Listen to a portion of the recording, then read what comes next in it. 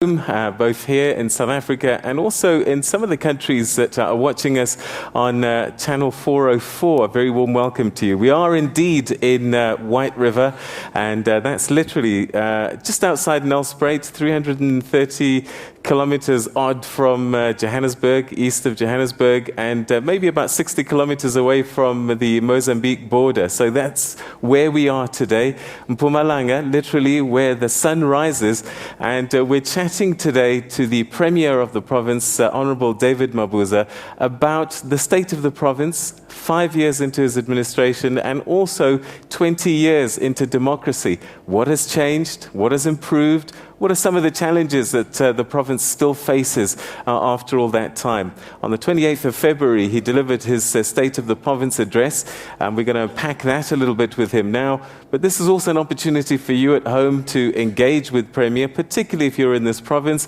What would you like to know from him? Please send us a tweet at Morning Live SABC or hashtag TNABizBrief. We'll pick up those questions from you and we'll put them through to the Premier live and direct, as it were, and we'll get an answer for you for some of the issues that you want to share with him and some of the successes as well, because I'm sure that Premier has been quite busy the past 5 years. So let's welcome the Premier of the province, Honorable David Mabuza. Thank you very much for joining us, and welcome to the program. Thank you. Thank you very much. We also want to greet your viewers at home and the honorable guest here, the chairperson of SABC, the managing director of New Age. Thank you. Okay, Premier, 28th of February, you delivered your State of the Province address. You gave a very frank and open account of the performance of the ANC-led government here in Mpumalanga. And I'm just wondering, in the past 20 years and perhaps also the past 5 years where you were at the helm, what were the major highlights of what you said in that State of the Province address? Thank you very much. You will remember that I took over from two premiers, but I was there right from the beginning. When we took over government as the ANC, we were faced with a lot of challenges. The first challenge, emerging from apartheid, we had to bring political stability, ensure that there's trust in the new government, the credibility of government, and deal with the political landscape, changing the oppressive policies, legislation, in a way of leveling the playing field. But we were immediately faced with one daunting task of dealing with the inequalities, unemployment, poverty, at the same time deal with an economy that has collapsed. Now, looking back from where we started to date, I think we've tried to deal with those issues. Again, we had to make sure that we address the inequalities by providing access to those people that were denied access, like basic services, your education, infrastructure, you can name all those, and deal with the matters of human settlement, access in a variety of ways. We have dealt with that. We are not there yet, but the work that we've done speaks volume. Okay, so a lot of progress has been made then in the 20 years and your 5 years. So there are a lot of successes, but I guess people will be saying, but hang on, we switch on the TV, we watch SABC News, and what we see are violent service delivery protests. And Mpumalanga was not immune to that. So tell us a little bit about some of the challenges you face there, and why would people take to the streets if you had done what you could? The right to protest, remember, it's a right that we fought for, enshrined in our constitution, and it must be exercised. But alongside that right, we should avoid distraction. So our people must exercise that right correctly to voice out their grievances. I'm not surprised that people are still protesting because we have not covered everyone in terms of access, in terms of dealing with poverty, unemployment. So those issues will remain up until we cover everyone. Now, protest, it's not merely about water, electricity. These matters are interrelated. A person needs water, a person is unemployed, the person is poor. Now, those people create a force that can be utilized by anyone. So that force is in the hands of any negative so you're saying some of it is politically motivated by people that might not be your friends? Probably. Probably, we can't dismiss that. But of course, in the middle of everything, there's something genuine. There's no water. I'm unemployed. I'm poor. But that can be abused by any other person. Let's measure how well you've done then. Let's break it down a little bit. If 100% is where you want it to be, full employment, no poverty, and equality, all of that, where are you?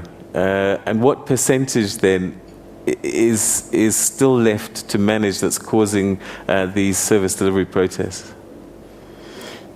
Well, without really going into details, you would have the opportunity to look at the census.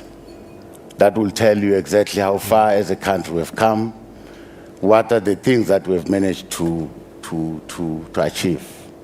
Access to basic services we have achieved. We're not there yet, but we're almost above 80%. All right, so 20% to go. How long is that going to take? Well, depending on the way we manage our economy, to try and get more and more resources to be able to cover the 20% that is remaining in a short space of time. Remember, everything depends on what we do to our economy. So, this election, and will they have to wait until the next one, or when will you deliver? Because they're thinking about voting for you right now, and they need an answer. Well, as we're speaking, we're on the ground. We are working. We're working. There are areas where we're putting water, areas where we're doing roads, areas where we're building houses. Work is continuing as we're speaking. But I'm saying, to be precise, to say, how long will it take you to cover the 20%? I cannot say, depending on our capacity as a country and as a province. All right. In your speech as well, you talked about unemployment, poverty, inequality, and you've just mentioned it now. And a lot of these are mostly youth and mostly women. So what have you got in play? What innovative strategies are you going to employ to face this challenge? Well, when I said when we took over, we took over an economy that has collapsed. Now, the things that we had to do is to put the economy on a growth trajectory and again ensure that we redistribute income, we deal with inequalities. Now, we have not probably managed to raise the level of investment, private investment, in the manner we expected. That means the participation of the private sector in the economy was very minimal. And the two economies that we are dealing with, the first and the second economy, they're still separate. Now, as government, we must go straight to the second economy, intervene there. It will be a myth to say, by intervening in your first economy, the tripling effects will deal with your second economy. By the second economy, I mean all those people that are marginalized, that have got all these problems, unemployment, poverty, and inequality. So we need to find a way of improving your small businesses. We need to find a way of improving access to land, get our people to be productive, use the land. We need to invest more and more on skills so that that economy is better placed with skilled people. They've got access to land. You support your small, medium enterprises. That, in a way, will deal with our three challenges. Premier, you're talking like somebody who's just arrived on the scene. This is what we need to do, this is what we're going to do. But you've had 20 years at it. Why hasn't it been done? We have done it. We have intervened, like I'm saying. Yeah. We have tried to redistribute income. We have tried to provide a safety net for those who are poor by introducing grants. The grants were meant to get the poor to eat. We've tried to give access to land. Our land redistribution process is in progress. But it's not working though, is it? I mean, it's working. A certain number of our people have access to land now. There's still many more that are still waiting. And we've opened the process now. By your own admission, let's talk about land, because that's a big issue here. By your own admission in your own speech, and it was a very frank and honest speech, I must congratulate you on that. You said, we targeted acquiring and distributing 120,000 hectares of land during the period under review. Only 38,000 was acquired. Why only 38,000? I mean, that's less than 30%. You know very well, the problem has been spoken about many times. The process of a willing buyer, willing seller. It's taking too long. And we've just realized that if we don't deal with that process, our program of opening access to land will be a problem, and our people are getting impatient. That is why we've reopened the process, and we're finding better mechanism to speed up that process. Yes. And those farms that have been acquired, there was the issue of recapitalizing them and developing them. Again, 292 farms were targeted for that process over the 5 years.